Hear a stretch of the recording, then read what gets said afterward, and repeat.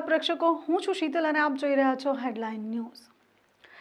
આજના સ્પેશિયલ રિપોર્ટમાં માલદીવ વિશે વાત કરવી છે। માલદીવની મુશ્કેલી હવે વધી રહી છે। નરેન્દ્ર મોદીના લક્ષદ્વીપના દોરા ઉપર ટ્વીટ કરનાર ત્રણ ડેપ્યુટી મિનિસ્ટર્સને માલદીવ ગવર્મેન્ટે સસ્પેન્ડ કર્યા છે।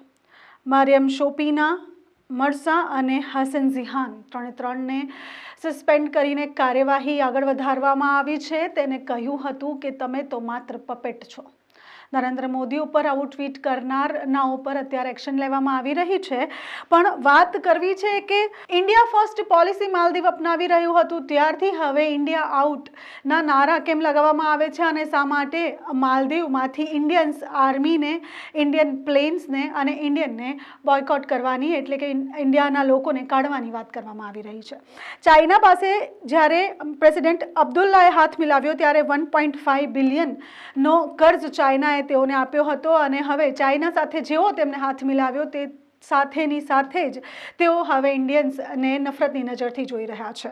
વાત કરીએ તો માલદીવની જીડીપીનું મોટું યોગદાન જે છે તે ભારત દ્વારા જાય છે। બોલિવૂડ માટે સ્પેશિયલ ડેસ્ટિનેશન માલદીવ્સ છે। ઘણા બધા ઇન્ડિયન્સ વેડિંગ પછી હનીમૂન પર પણ માલદીવ જતા હોય છે અને જો ઇન્ડિયન્સ હવે માલદીવ્સ નહીં જાય તો માલદીવની રોજીરોટીનું શું થશે તે મોટો પ્રશ્ન છે। એની સાથે વાત કરીએ, ઇન્ડિયા આઉટ ના નારા વારે લગાવવામાં આવે છે। પ્રેસિડેન્ટ મુજ્જુ તેના સમર્થકમાં છે। તેને કહ્યું હતું કે અમારે જે ભારતીય સૈનિકો છે તેની જરાય જરૂર નથી, તેઓને આપ કાઢો તો વધારે સારું છે। આખા એ મુદ્દા ઉપર નરેન્દ્ર મોદીએ પોતાનું ધ્યાન કેન્દ્રિત કર્યું અને તરત જ એક્શનમાં આવીને લક્ષદ્વીપનો દોરો કર્યો। લક્ષદ્વીપ હુબહુ માલદીવ જેવું જ છે। લક્ષદ્વીપમાં પણ માલદીવ કરતાં વધુ સુંદરતા છે। તેઓએ લક્ષદ્વીપ જઈને ફોટોશૂટ પણ કરાવ્યું, પોતાના ફોટોઝ જે છે સોશિયલ મીડિયા પર શેર કર્યા અને લોકોને કહ્યું કે હવે તમે માલદીવની જગ્યા પર લક્ષદ્વીપ આવજો અને એના પછી જ લક્ષદ્વીપ અત્યારે ગૂગલ પર ટ્રેન્ડ કરી રહ્યું છે। લોકો લક્ષદ્વીપને સર્ચ કરી રહ્યા છે અને છેલ્લા એક અઠવાડિયામાં સૌથી વધુ સર્ચમાં લક્ષદ્વીપનું નામ આવે છે। લક્ષદ્વીપ સાઉથમાં છે અને લોકો હવે લક્ષદ્વીપ તરફ મુખ કરી રહ્યા છે। જણાવી દઈએ કે છેલ્લા કેટલાય દિવસથી સોશિયલ મીડિયા પર બોયકોટ માલદીવનો ટ્રેન્ડ શરૂ થઈ ગયો છે।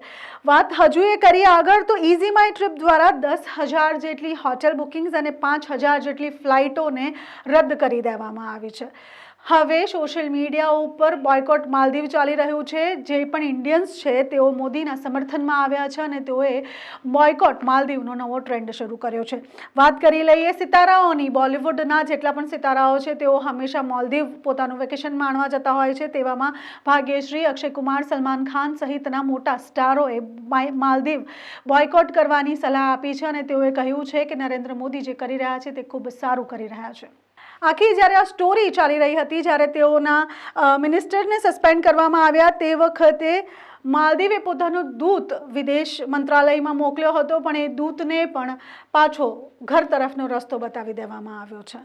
કહી રહ્યા છે લોકો કે મોદી સાથે અને ભારત સાથે આજે તમે કરી રહ્યા છો, જે મોદીને તમે બોલી રહ્યા છો તે યોગ્ય નથી અને તેટલા માટે જ હવે અમે માલદીવ તરફ નહીં આવીએ।